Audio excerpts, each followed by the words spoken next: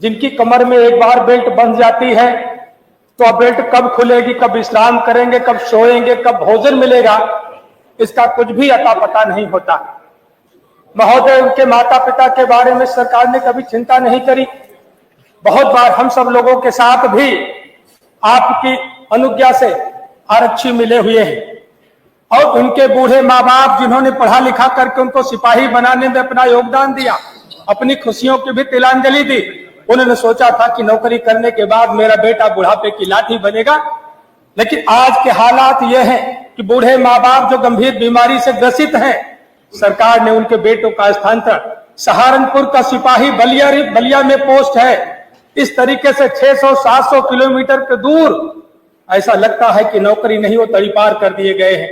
माननीय, इसलिए मैंने यह प्रश्न लगाया। 2019 माननीय मुख्यमंत्री जी बैठे हैं, आपके संज्ञान में देना चाहता हूं कि 2019 बैच के सिपाही 500 किलोमीटर से कम उनकी पोस्टिंग नहीं है, दूर दूर पड़े हुए हैं, लिहाजा उनके परिवार को प्रताड़ना मिलती है।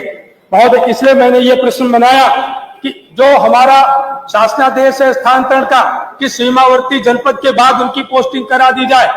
2020 का 2021-22 के सिपाहियों की पोस्टिंग तो आसपास हो गई, लेकिन 2019 के सिपाही 500 से 600 किलोमीटर दूर पड़े हुए हैं।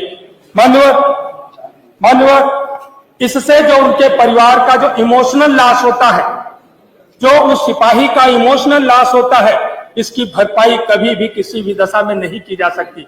लिहाजा परिणाम देखिए, अभी हमने समाचार पत्र पढ़ा था कि कानपुर में कई सौ सिपाही लापता है। अनेकों जनपदों में इस तरह की सूचनाएं आती हैं कि सिपाही लापता है। माननीय, इनकी सैलरी के बारे में भी आसपास के जो स्टेट है, चाहे हरियाणा हो, पंजाब हो, दिल्ली हो, महाराष्ट्र, स्थानांतरण नीति के बारे में पूछे ना जी, इनका प्रारंभिक जो उत्तर प्रदेश के सिपाही हैं, इनका प्रारंभिक वेतन 21,700 है और हरियाणा, पंजाब, महाराष्ट्र, दिल्ली के सिपाहियों का प्रारंभिक वेतन 35,000 से 50,000 है। मानो इनको मिलने वाले भत्तों में सरकार ने कभी ध्यान नहीं दिया। अभी माननीय मुख्यमंत्री जी का जवाब इसमें है राशन भत्ता, जो भोजन पौष्टिक आहार का भत्ता 1875 रुपए, माननीय पुलिस लाइन से लेकर के कहीं पर भी जो कैंटीन पुलिस विभाग की चल रही होगी, उसमें जो खर्च लिया जा रहा होगा, अगर उसको भी देखेंगे तो एक सिपाही का एक महीने का कम से कम 3,000 रुपए जरूर उनके खाने में खर्च दिखाया जाता होगा। लेकिन उन सिपाहियों का मिलने वाला भत्ता 1875 रुपए मानो बहुत कम है। वहीं पर वर्दी का भत्ता 3,000 रुपए और साइकिल भत्ता, मानो कोई सिपाही आप सबको क्या दिखा, क्या आपने करते हुए, माननीय, ये इसी भत्ते से जुड़ा हुआ है।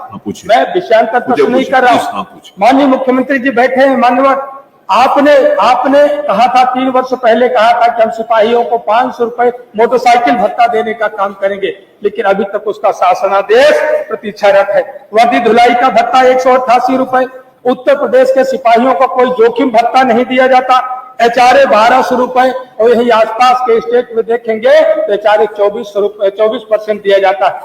मान्यवर, इनको छुट्टी के नाम पर शून्य है। कम से कम महीने में 2 दिन का अवकाश मिल जाएगा तो इनका जो मानसिक उत्पीड़न होता है वह नहीं होगा, इनकी कार्यदक्षता बनी रहेगी। मानो इसीलिए मैंने, और खास तौर से एक महिला सिपाहियों की जो समस्या बैरकों में है, इनको आवासीय सुविधाएं नहीं है, इनका परिवार कैसे चलेगा, बच्चे कैसे होंगे, उनको तरह तरह की असुविधाओं का सामना करना पड़ता है। तो उनको कम से कम आवासीय सुविधाएं बढ़ा दी जाए। माननीय, मैं अनुपूरक प्रश्न से पढ़ जा रहा हूँ। माननीय मुख्यमंत्री जी बैठ